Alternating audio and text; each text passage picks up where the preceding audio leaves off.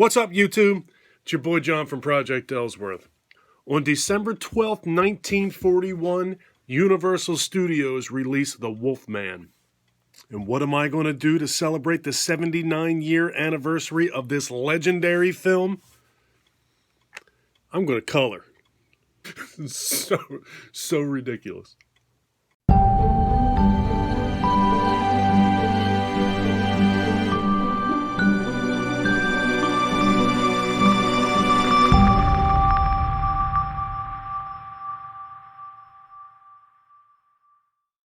So as always, let me start off by saying I hope everybody out there is doing well and staying safe. Alright, and a quick shout out to my buddy Marc over at Marc of Horror for sending me this awesome coloring book. Alright, let's see. Get it open. There he is. Moon activated dog boy. It's a trip. Alright, so we're going to use green for his pants, blue for his shirt, brown for his fur. I think I'm going to just go with like a peach color or tan for his fingernails. And brown for the tree. And you know what? We'll do blue for his eyes as well. What the hell? Alright, so a few years back, I remember watching The Werewolf with my son, and he just couldn't get into it. It's a black and white film. He didn't care for it very much at all. You know, kids today are not interested in things like that. You know what? Let me see if there's maybe a little bit of pink in this thing. There it is. We use pink for his tip of his nose. We'll do that too. Yeah, kids today do not really, from my experience anyway, I mean, I can't use that as an overall blanket statement, but for the most part, I think that it seems that kids really don't care too much for black and white films. That's just not something that they're into. In this day and age with CGI effects and so forth, a black and white film is about the last thing on earth that any child is going to want to sit and watch. But some of those old films are awesome. I've seen all of the old Universal movies, the classic monsters, Dracula and Frankenstein and Creature from the Black Lagoon and Wolfman, The Mummy. I feel like I'm missing somebody. And I love all that old stuff. You know, for the most part, I don't watch it myself either, but I have seen it, and every once in a while I'll pull one of those things out and throw it in my DVD player and pay my respects to those old movies.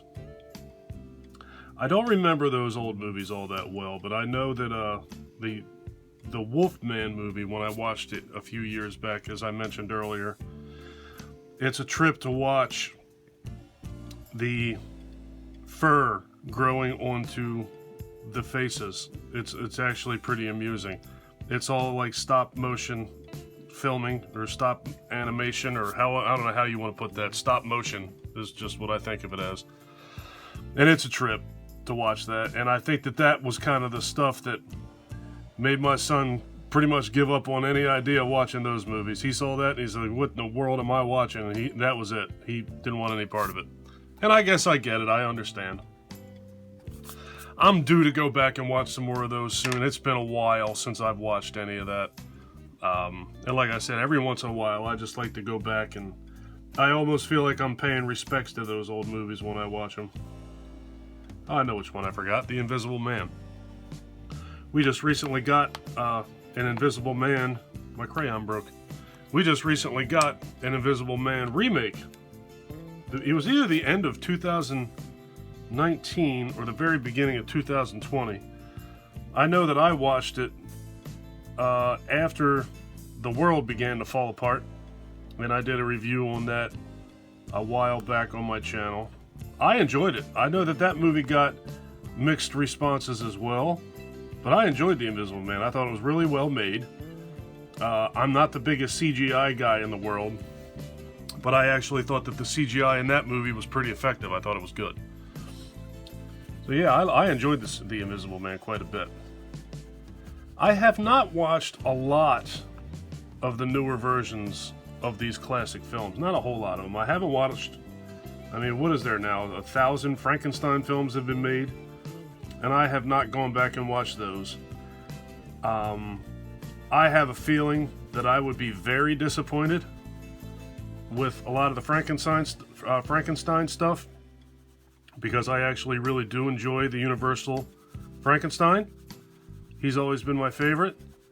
So I have a feeling that those movies would probably bother me. There was a movie that came out a couple years ago, Frankenstein. I can't remember. I thought there was like another part to the title of that movie that just looked absolutely nightmarish to me. There hasn't been a whole lot of those, for me anyway. I know that there's a lot of people that feel differently about a lot of those movies. But I know that there was a werewolf, I think it was called The Wolfman, with, God, who in the world did it? It wasn't Guillermo del Toro. Anthony Hopkins was in it. And I can't remember who else it was. Guillermo del Toro. My mind keeps going to Guillermo del Toro, but he's a filmmaker. He is not an actor. So now I can't remember what the actor's name who actually starred in that movie with Anthony Hopkins was. I watched that. I wasn't crazy about it. And to be totally honest with you, it was kind of forgettable for me. I don't really remember it all that well. I actually think I went to the movie theater and saw that, to be honest with you. And it just didn't do anything for me. I wasn't real crazy about that movie. Naturally, the vast majority of this project is brown, and my brown crayon broke. Of course it did. So I'm going to be struggling with this thing for a little while. And as far as the other Universal monsters goes, another wildly famous one is Dracula. And believe it or not, I am not as much of a horror movie fan as I am. I have never been the biggest fan of vampire films. I don't know why. I couldn't even begin to tell you why. But I have just never been a big fan of those. Even the old ones. You know, the old Universal classic ones. I just have never been a big vampire fan. I think they're okay, but I don't like tons of them. There's a few of them that I liked, and the ones that I've liked a lot. I thought 30 Days of Night was great. There's a few of them. There's one out there called a much lesser known vampire film out there called Stakeland that I thought was wonderful. I was not a big fan of Interview with the Vampire at all. That had a couple things not going for it. I don't really care for Tom Cruise. So right off the bat, that movie was set up to fail for me. Because I don't know what it is about that guy. I've never been a fan of his. And I feel pretty confident in saying that I never will be. I don't know why. I mean, he's done a few things that I thought were okay. That last Mummy movie that he did, well, there you go. There's a Universal remake or reboot or whatever you want to call it. The Mummy with Tom Cruise. I thought that movie was dreadfully bad. And I actually gave that movie a chance solely based on the trailer. I thought that looked really good. And I wound up absolutely disappointed with that movie. You don't really see a whole lot of werewolf, the Wolfman movies, but you do see a lot of werewolf movies. And I definitely am more of a fan of werewolf movies than I am vampire movies. Creature from the Black Lagoon, you never saw anything really done with that. You just see several other creature movies. I guess, The Shape of Water immediately came to mind, and there's Guillermo del Toro. I know that was definitely not supposed to be the creature from the Black Lagoon, but that's something that came to mind when I thought of the movies of modern times compared to those older classic movies. You just don't see a whole heck of a lot of them. I was very pleased with The Invisible Man, like I said. I'm not really interested in the Frankenstein movies. I'm not the biggest vampire guy. What else is out there? I don't know that I've ever watched a mummy movie that I was real crazy about either. I don't know. A lot of that stuff just really didn't do it for me. The older black and white stuff, I tend to like more than a lot of the reimaginings of that stuff. And like I said, the Frankenstein stuff, I literally have zero interest in watching. I eventually will watch it, I'm sure, but I don't know. I just think that that's a slippery slope for me, in my mind, is those Frankenstein reboots and reimaginings and so forth. I just don't even know if I like the idea of it. How do you recreate that? You know, I just absolutely loved Frankenstein. And I don't know. For me, it almost falls in line with, like, I know that they're planning on recreating The Exorcist. I've read that recently somewhere. Excuse me. And that just sounds like a bad idea to me. But I felt that way about Halloween as well. I thought that was a terrible idea. But I thought that Rob Zombie did an okay job with the first Halloween. I wasn't nuts about it, but I thought he did an all right enough job with it. He screwed the pooch on the second one. But I thought that the first one was okay. I don't know. I just think that some things are better left untouched. You know, I say that, but then again, there's a lot of remakes out there that I did enjoy. So it's tough for me to make an overall blanket statement as far as reboots go, because some of them are great. Some of them are better than the original film was. The thing that comes to mind for me, I might get hit by lightning for this statement in the horror community. I thought Evil Dead was head and shoulders better than The Evil Dead with Bruce Campbell. And I say that, and I am a fan of The Evil Dead with Bruce Campbell. I like it quite a lot, to be honest with you. But scary it was not. You know, I just didn't think it was scary. It was definitely scarier than the Evil Dead 2, and it was definitely scarier than Army of Darkness, but I still did not find that movie to be scary. I found it to be highly entertaining, and like I said, I am a fan, I like it, but it is definitely, for me, not a scary movie. Another one for me is Amityville Horror. I find the original Amityville Horror to be pretty darn slow. So that, for me, is not the most wonderful movie in the world, but the one that was made a few years back with Ryan Reynolds, I thought was fantastic. I thought he was awesome in that movie. And I love that movie overall. That had an extremely young Chloe Grace Moretz in it. She's now been in a ton of horror movies, some really, really good ones too. She was in another remake, Carrie.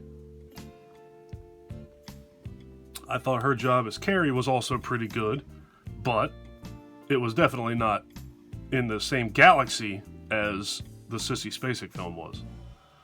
So, yeah, I'm hit or miss and hot and cold with these remakes. Some of them are really, really good, and I don't mind them at all, to be honest with you. The only one that I've ever seen that I flat out just plain old did not like was Psycho. I thought Psycho was an abomination of a movie. I thought it was terrible. Alright, so I should be done with that brown. I'll tell you what, trying to color with something that big, with hands that big, is not simple. Quite honestly, it hurts. Alright, so we'll do green for his pants. I actually, before I came down and started this project, I actually pulled up an image online to try and find it in color, because I could remember that his clothes were green and blue, but I had it backwards. I thought that his pants were blue and his shirt was green. I pulled it up online and I found several images of him wearing green pants with a blue shirt, which is odd for me. I think jeans is where my mind immediately goes. And typically those are blue. Alright. In 1941, though, I don't believe that jeans were as commonplace as they are now.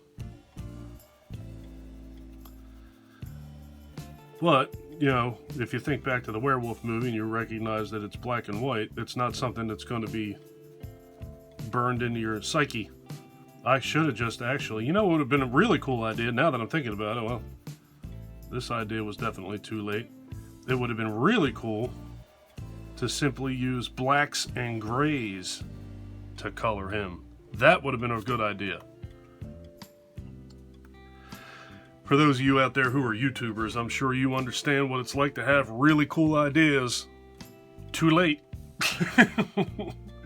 Because I think that actually is a really cool idea. I should have painted him black and white. But, you know, water under the bridge at this point. Ain't no turning back after you got a brown tree and his fur's all colored. But I will definitely keep that in mind, because I think that is a pretty good idea. What I'll have to do, though, when I do that, if I do that, that's a big if. That's another thing I'm sure that YouTubers out there are aware of, is you come up with 1,000 ideas and you might follow through with 50 of them because the other ones get either forgotten or too daunting or, you know, time consuming or complicated. But this idea is none of that. I just have to remember it.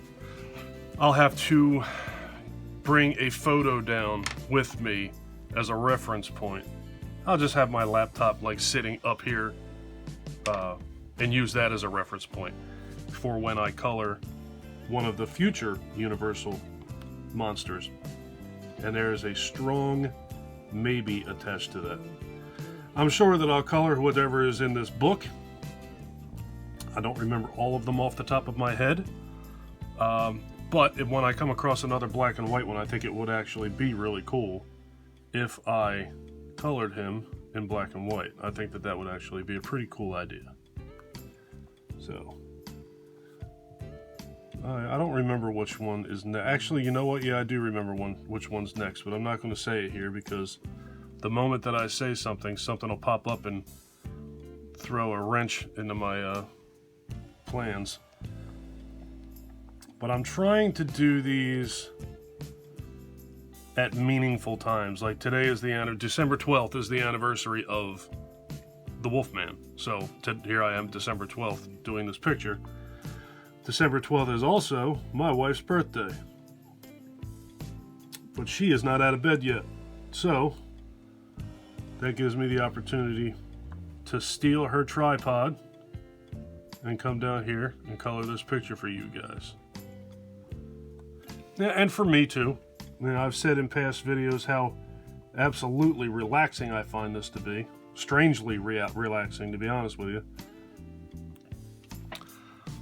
So this is definitely, hopefully, you know, entertaining you guys a little bit, but is also providing me with a bit of relaxation.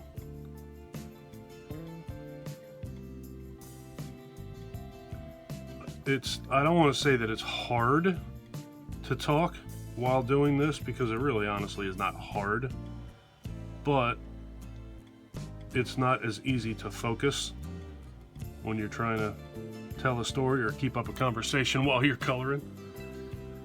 But that was the thing that I really enjoy about things like coloring and puzzles and stuff like that, is you got to basically shut your mind off and focus on what you're doing in order to have any kind of level of success at it. And that's kind of what I like about it. Turn it off, shut it down, and just focus on what you're doing. You always get the best results that way anyway, if you focus on what you're actually doing and not think about what you're doing a little bit while you're thinking about 50 other things while you're doing it. You're always going to get the best results when you can actually focus.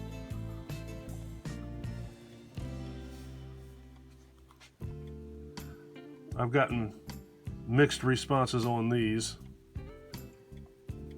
For the most part, people seem supportive of it and they like the idea of it, and I like the idea of it, though that's why I'm still doing it. But I had one person in particular. I can't remember what he called me. What's the guy's name? That the painter, Bob. Now my mind's going blank. The famous painter that you now are seeing all over the place. He's suddenly in the last couple of years become almost like a pop culture icon. He was painting on PBS television when I was a kid. Bob Ross. There you go. His name is Bob Ross.